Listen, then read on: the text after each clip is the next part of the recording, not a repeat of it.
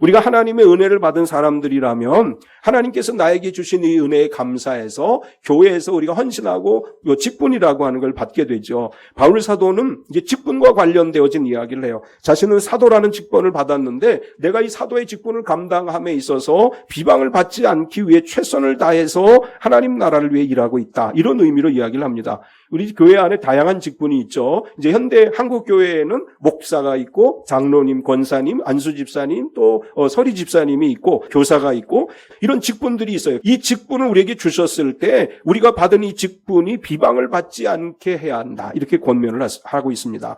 우리가 마음을 넓히기 위해서 교회에서 받은 직분을 가지고 사람들의 비방을 받지 않아도 돼요. 교회 직분자들이 비방받는, 세상으로부터 비판을 받는 사람들이 돼서도 안 되고 우리가 하는 이 모든 일들로 인해서 사람들이 상처를 받게 해서도 안 된다. 여기 비방을 받지 않게 해야 된다고 하는 이 말을 하면서 이제 바울 사도는 이렇게 얘기해요. 아무에게도 거리끼지 않아야 한다. 직분이 비방을 받지 않게 하려면 교회에서 받은 직분을 잘 감당하고 그리고 무엇에든지 아무에게든지 거리끼지 않게 해야 된다.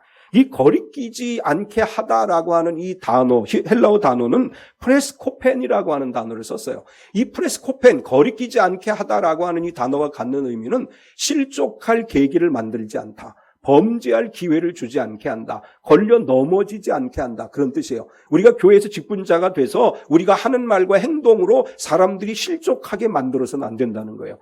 우리가 교회에서 아주 지나치게 열심을 내다보면 우리 말 한마디가 믿음이 약한 사람들을 실족하게 만들 수 있어요. 우리의 지나친 열정이 이 초신자들에게, 믿음이 없는 사람들에게 상처를 둬서 넘어지게 할 수도 있다고 하는 거예요. 그래서 직분을 받은 사람들은 하나님의 일을 감당함에 있어서 다른 사람들이 나의 말 때문에, 나의 행동 때문에 실족하지 않고 넘어지지 않도록 항상 최선을 다해서 믿음 생활을 해야 된다. 이렇게 말씀하는 것입니다. 우리는 거리끼는 일을 하지 말아야 돼요. 그 대신 우리가 어떤 일을 해야 되느냐? 로마서 12장 8절에 보면 이렇게 말씀을 해요. 같이 한번 읽어볼까요?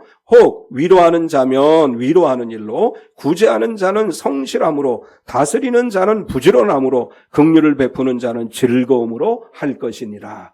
우리가 직분자로서 이렇게 해야 된다는 거예요. 위로하는 일을 하고 또 성실하게 하고 또 부지런하게 하고 즐거움으로 하고, 우리가 하는 일은 사람들에게 희망을 주는 일이 돼야 된다고 하는 거예요. 우리가 직분을 받은 사람으로서 교회 오는 이제 막 신앙생활 시작한 사람들에게도 그리스도 안에서 희망을 갖게 해야 되고, 세상 가운데 나아가서도 똑같아요. 세상 사람들에게 우리가 축복의 말을 자꾸 해줄 수 있어야 돼요. 위로의 말을 해주고, 예수 믿는 사람들이 세상 가운데 나아가서 사람들에게 상처 주는 말을 하거나 상처받게 하는 행동을 한다면 그 사람들에게 아무리 복음을 전해도 그 사람들이 예수님께 들어오지 않아요.